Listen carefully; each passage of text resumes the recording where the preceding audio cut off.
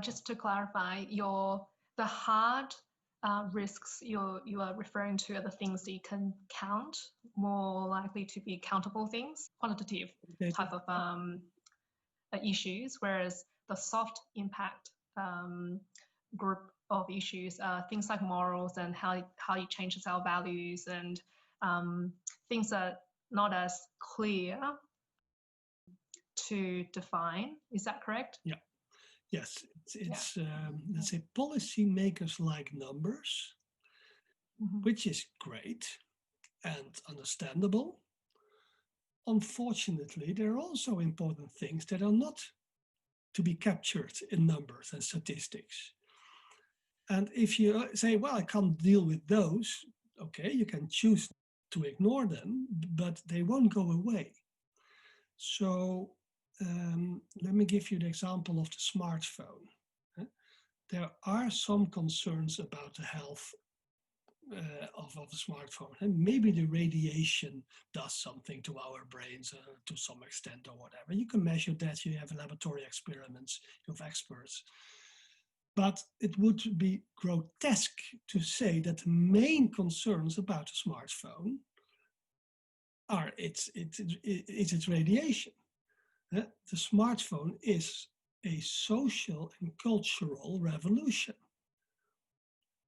And if you don't want to talk about the social and cultural revolution because it's harder to capture in numbers, you make yourself willingly blind.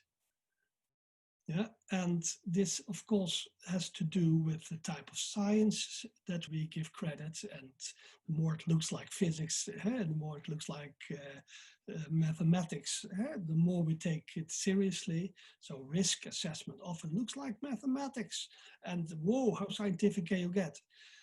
But social and cultural changes are very real, but you have to capture them probably in stories.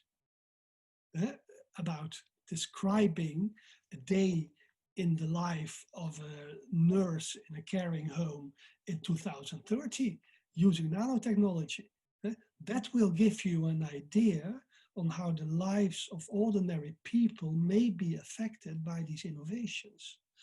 And if you want those people to think with you about how to embed those innovations in a responsible way, or how to improve upon them, then you need those stories. And it's not about that you're going to predict the future, because maybe we explode in 2 weeks and that's the end of the story. I can't predict the future. But we can come up with intelligent stories, and that help us prepare to some extent for an unpredictable future.